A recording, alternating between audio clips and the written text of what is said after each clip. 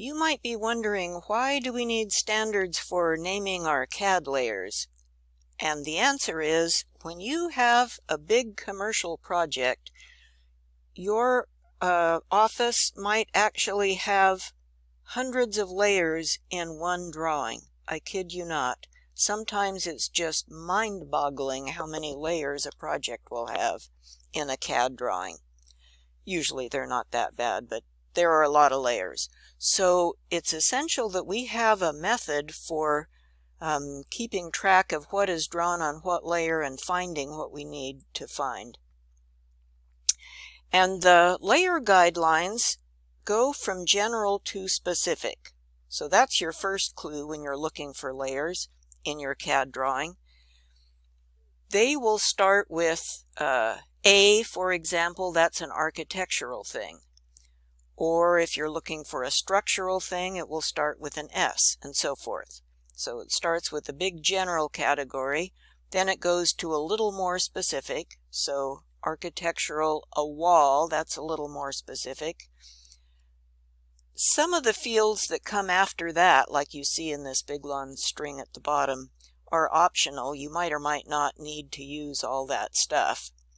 It is mandatory to use that very first letter, A for architecture, S for structural, and so forth. And it's mandatory to use the major group. That's the next 4 letters that come after that first discipline. In a simple drawing, that might be all you need. In a bigger drawing, you might want to subdivide it a little bit further. So in some drawings, and I think our Building 15 plan set was this way, you will have A, wall, and then you'll have demo, which stands for demolition, and that means the lines on this layer are a wall that are going to be demolished. They're going to be cut down. That demo can be used another way too, unfortunately. So here at the very bottom, here's a layer for an architectural wall that is a full wall, and then this is a full wall that's going to be demoed. So that's a demo as a status in that case. You usually don't see all of this stuff. Usually you just see a wall or a door if it's a door or so forth. This is out of our book in case you're interested. Here on slide 6 is a list of the codes for the disciplines that you use for that very first letter, A for architectural. Here further down in the list is S for structural. If you're doing an electrical drawing, your layer will start with E for electrical. If you're doing a plumbing drawing, your layer will start with P for plumbing, and so on and so forth. So it's always easy to find what it is you're looking for in the list of CAD layers. The major group, as we mentioned, is always required, and it identifies what kind of system we've got here in the building. So here are some examples of major groups that you might use with an architectural layer. A wall, a door, and so forth. Notice that all of them use 4 letters, and the AIA has figured out a way to abbreviate things so that they always wind up with 4 letters. So for example, light, L-I-T-E, is not the way you spell the word light, but they needed a thing that was 4 letters, so they're spelling it L-I-T-E in the case of layers.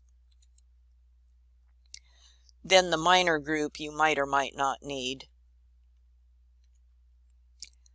And the status group you might or might not need. This is the thing I was talking about earlier, using demo as a minor group or as a status. Also, the status used to have 4 letters. Apparently nowadays in the new version of the NCS, they just use a single letter at the end. Your layers for things like text and dimensions always start with A ANO, And anno is short for annotation, which is a word that means putting letters and numbers onto your drawing. You're annotating your drawing. It can also be used for putting symbols on your drawing. That's a kind of annotation. In a simple drawing set, your text and dimensions and symbols might all go on an anno layer, and that's it.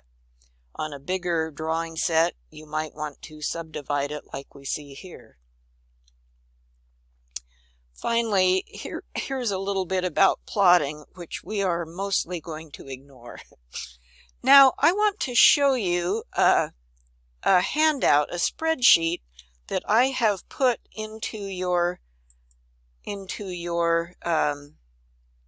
Moodle course. You'll see this spreadsheet. Let me just do this here. This is a spreadsheet that comes directly from the National CAD Standard. I did not make this, they did. And this spreadsheet lets you look up CAD layers. If you need to make a new layer in your drawing, you can use this. Now, the way spreadsheets work is across the bottom of the spreadsheet, there are these tabs. This whole thing is a workbook, and each one of these tabs takes you to a different sheet. So right now we're on the discipline designator, and there's A for architectural. Here's C for civil. These two-letter things are what you use if you have one of those big projects where they want you to have a two-letter discipline thing.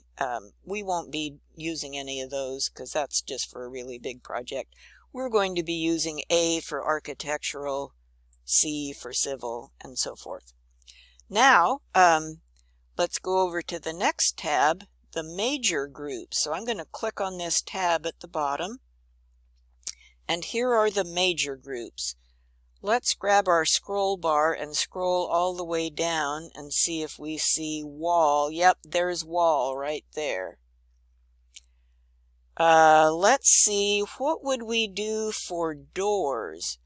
Now, maybe if we're lucky,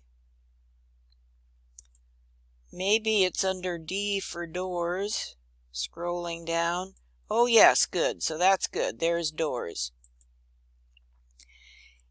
If you can't find the thing that you're looking for, do you know about using on the keyboard Control F? That's the same thing you get if you come up to the top of the top right corner of your spreadsheet. Click the down arrow. There's a thing that says Find, and notice it says right next to the Find Control F. So that's the shortcut for finding something. So if I didn't know what doors were called, I could just type doors here. I might even be dorky and spell out the whole thing, doors. And I'll click Find. Oh, there it is right there. It's all lighted up. What if I am looking for windows? What layer do I put windows on? I'll see if I can find that. No, we couldn't find what you were looking for. So this is a barrier that you run into. You have to know that in the world of architecture, windows are known as glazing. So I'll search for glazing. Aha! So there is what I would write if I wanted a layer for windows in my architectural set. I would write A-glaze, and so on and so forth. Now if you need some minor groups,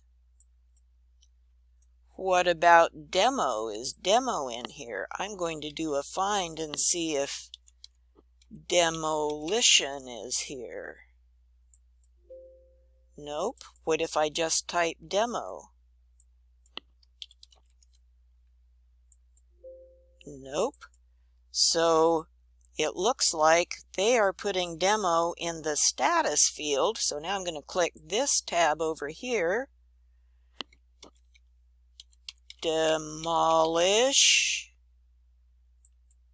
Haha, and that's where they've hidden it. And here's what I was telling you about, that they've now changed the status codes to single letter.